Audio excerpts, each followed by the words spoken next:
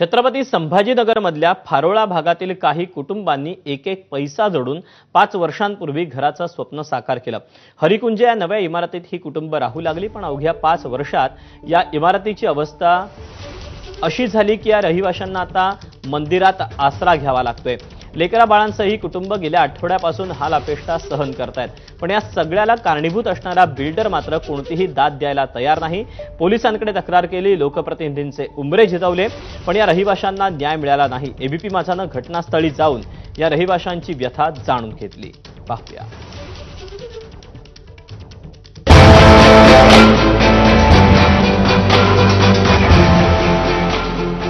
एखादी नैसर्गिक आपत्ती आली, जसं पूर आला किंवा भूकंप आला किंवा इतर काही नैसर्गिक आपत्ती आली की लोकांना असं मंदिर शोधून तिथं आश्रयाला ठेवलं जातं।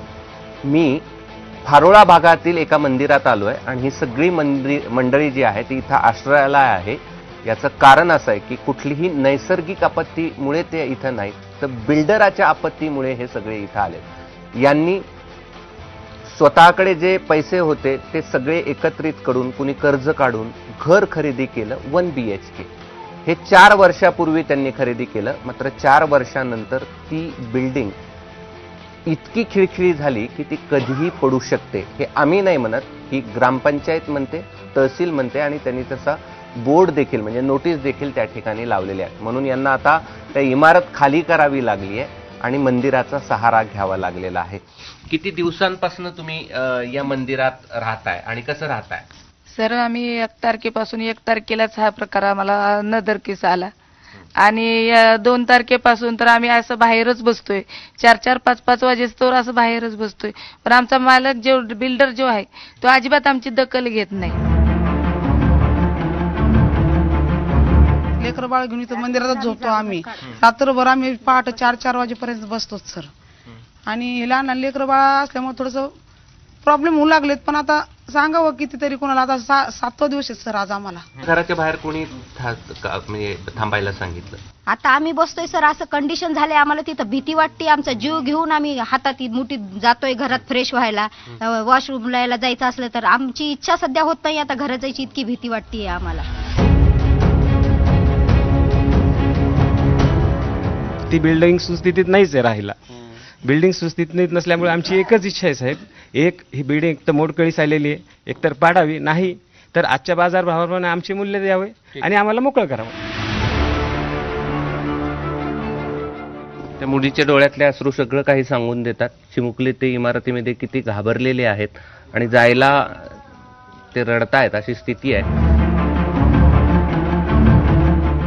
चला माझ्यासोबत, आपण ही इमारत काय अवस्थेत आहे, म्हणजे 5 वर्षापूर्वीची इमारत अशी झाली आहे की जी 100 वर्षापूर्वीच्या इमारतीपेक्षाही खिळखिळी झाली आहे। तिला जॉक लावलेले आहेत आणि बिल्डर सांगतो की तिथे जाऊन तुम्ही राहा। चला माझ्यासोबत, ती इमारत कशी आहे तेही आपण पाहूया। ज्या इमारतीमुळे या लोकांना मंदिरात आसरा घ्यायची वेळ आली आहे ती इमारत या ठिकाणी दाखवतो। ही इमारत आहे हरिकुंज सोसायटी G3। या इमारतीमध्ये 16 कुटुंब या ठिकाणी राहतात।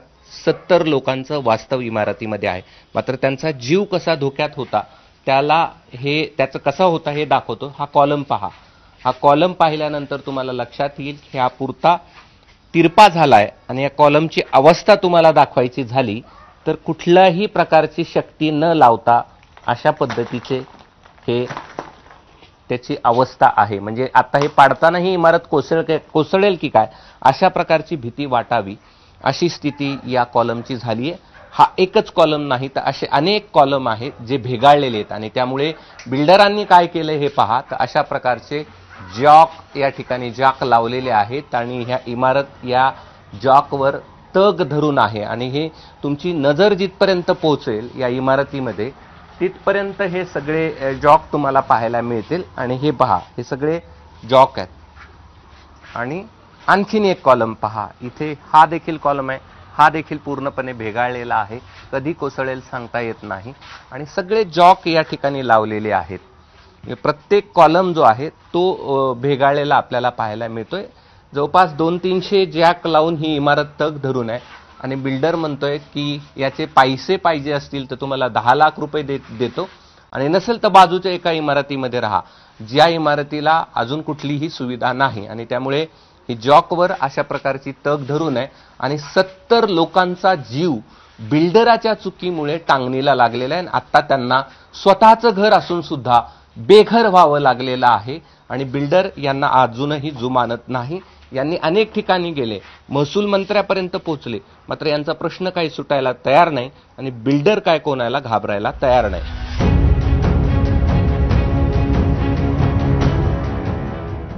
ही इमारत ज्यांनी बांधली ते बिल्डर दीपक झुंझुनवाला यांचीही आम्ही प्रतिक्रिया जाणून घेण्याचा प्रयत्न केला, मात्र ते आम्हाला उद्या भेटतो, उद्या तुम्हाला या सगळ्या संदर्भात सांगतो असं म्हणाले.